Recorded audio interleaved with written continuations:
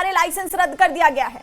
CBI अवैध funding की जांच कर रही है। आरोप है कि सोनम वांगचुक के Himalayan institute of alternatives Ladakh यानी HIAL और दूसरे संस्थाओं में विदेशी फंडिंग के नियमों का उल्लंघन हुआ, करोड़ों रुपए की हेराफेरी हुई। जांच में पाया गया कि HIAL ने विदेशी अनुदान के बिना एफसीआरए रजिस्ट्रेशन के कई करोड़ रुपए हासिल किए और अपने खातों की पूरी जानकारी नहीं दी। सीबीआई ने गड़बड़ी की जांच शुरू कर दी है। शुरुआती जांच में पाया गया कि HIAL ने गलत तरीके से करोड़ों रुपए हासिल किए, अपने खातों की पूरी जानकारी नहीं दी और HIAL से अपनी कंपनी शेशोन इनोवेशंस प्राइवेट लिमिटेड को करोड़ों रुपए ट्रांसफर किए, जो संदिग्ध है। जांच में यह भी पता चला है कि सोनम वांगचुक के कई व्यक्तिगत बैंक खाते हैं, जिनमें से अधिकांश घोषित नहीं हैं और उन खातों में विदेशी फंडिंग हुई है। इसके साथ ही वांगचुक ने 2021 से 2024 के बीच करोड़ों रुपए विदेशों में भेजे हैं।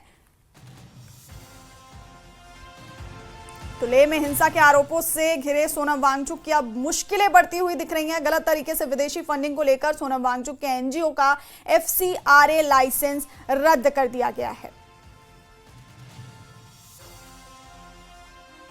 तो सीबीआई अवैध फंडिंग की जांच कर रही है।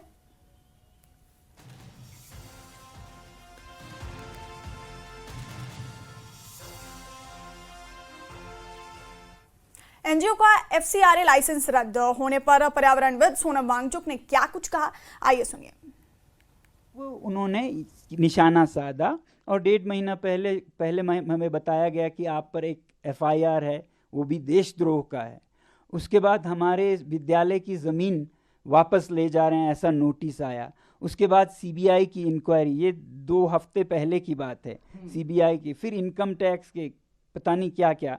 तो सीबीआई के नोटिस में ये लिखा है कि 2022 से 24 में आपकी संस्था ने विदेशी मुद्रा ग्रहण किया, जबकि आपके पास अनुमति नहीं है, एफसीआरए नहीं है। हमने एफसीआरए नहीं लिया क्योंकि हमारा इरादा नहीं है विदेशों से हम भीख मांगे, ठीक है। मगर लेकिन आपने पैसे तो लिए। हाँ, अब देखिए वो क्या पैसा है। ये किसी भी यूनिवर्सिटी का सपना होगा और जो ये यूनिवर्सिटी करने में काबिल होगी उसे पुरस्कार दिया जाएगा कि उसका ज्ञान यानी कि भारत का ज्ञान विदेशों में निर्यात हो। तो हमारे जो पैसिव सोलर हीटेड बिल्डिंग्स है जो हमने लोगों के लिए, इंडियन आर्मी के लिए बनाए, वो अफगानिस्तान में ले जाना चाहते थे संयुक्त राष्ट्र संघ, यूनाइटेड नेशंस, और उन्होंने इसके लिए हमें फीस अदा की। उसी तरह हमारे आर्टिफिशियल ग्लेशियर्स को स्विट्ज़रलैंड की एक यूनिवर्सिटी और इटली के एक संस्था चाहते थे कि ये प्रोजेक्ट्स में प्रयोग किया जाए। उसके लिए हमें ज्ञान की दक्षिणा फीस अदा की। वो फीस बाज़ाब्ता टैक्स के साथ है। आप जब चंदा लेते हैं उस पर टैक्स नहीं लगता है। ये सर्विस एग्रीमेंट है जो आपकी एक क्या कहते हैं, इज्जतदार नॉलेज पार्टनर किसी और को नॉलेज सप्लाई करता है। तो इसको फॉरेन कंट्रीब्यूशन नहीं कहते हैं। वो भी समझ गए कि उन्होंने गलती से इसे फॉरेन कंट्रीब्यूशन माना, मगर बंद करने के बजाय अब वो 22 से 24 के बजाय 21-20 कहीं तो कुछ मिले ढूंढने लग गए। फिर हमारे जो छोटे बच्चों का विद्यालय है वहाँ चले गए, उससे मांगने लगे। ठीक है, मांगिए, आपको जो मिले ले लीजिए। सोनम वांगचुक ने यह भी कहा कि उन पर PSC लगाने की तैयारी की जा रही है ताकि 2 साल के लिए बिना जांच और बेल के जेल भेजा जा सके। उन्होंने कहा कि मुझे बिल्कुल डर नहीं है, मैं इंतजार कर रहा हूं, मुझे गिरफ्तार कर सकते हैं।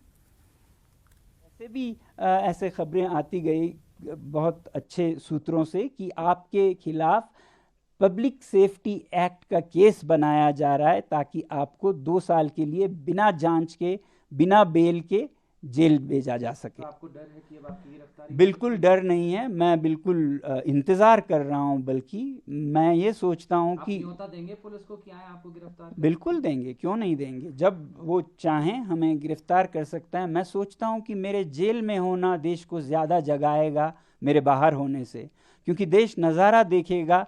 जो आदमी देश विदेश से भारत के लिए मैग्सेसे से लेके रोलेक्स अवार्ड से लेके 30 पुरस्कार लाता है, 8 तो यूनिवर्सिटीज़ के ऑनररी डॉक्टरेट्स लाता है, देश का नाम ऊंचा करता है, यहाँ के ज्ञान को निर्यात करता है और चीन जैसे देशों के खिलाफ बायकॉट चाइनीज प्रोडक्ट्स का मुहिम चलाता है, जो आगे ले जाके सरकार भी उसे आगे बढ़ाती है, उसी आदमी को हम आज ऐसे दोषों में जेल डाल रहे हैं। ये नज़ारा जब वो देखेंगे तब वो समझेंगे कि आज देश कैसे चल रहा है। तो इसलिए मैं सोचता हूँ मेरी देश सेवा की यही एक आखिरी कड़ी रह गई है।